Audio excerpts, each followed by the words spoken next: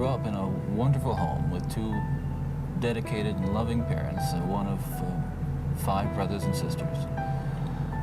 A home where we as children were the focus of my parents' lives, where we regularly attended church, 2 Christian parents who did not drink, they did not smoke, there was no gambling, there was no physical abuse or fighting in the home.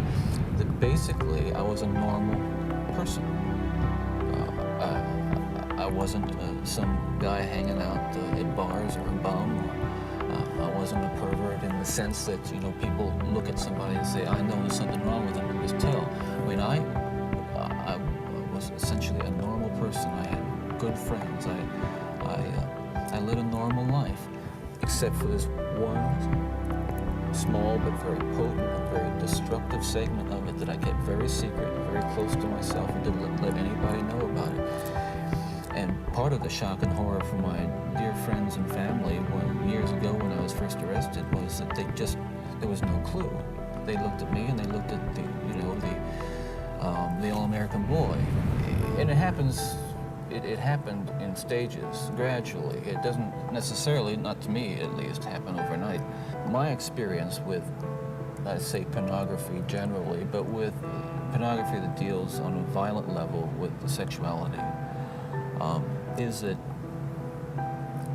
once you become addicted to it, and I look at this as a kind of addiction, like an addiction, you keep craving something which is harder, something which gives you a greater sense of excitement, until you reach the point where the pornography only goes so far.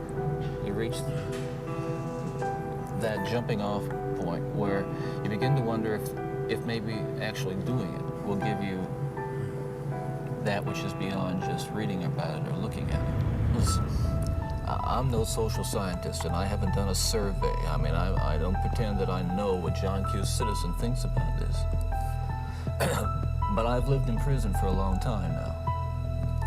And I've met a lot of men who were motivated to commit violence just like me. And without exception, every one of them was deeply involved in pornography, without question, without exception, deeply influenced and consumed by an addiction to pornography. There's no question about it. The FBI's own study on serial homicide shows that the most common interest among serial killers is pornography. Those of us who have been so much influenced by violence in the media, in particular pornographic violence, are not some kinds of inherent monsters. We are your sons and we are your husbands. And we grew up in regular families, and pornography can reach out and snatch a kid out of any house today. He snatched me out of my home. It snatched me out of my home 20, 30 years ago.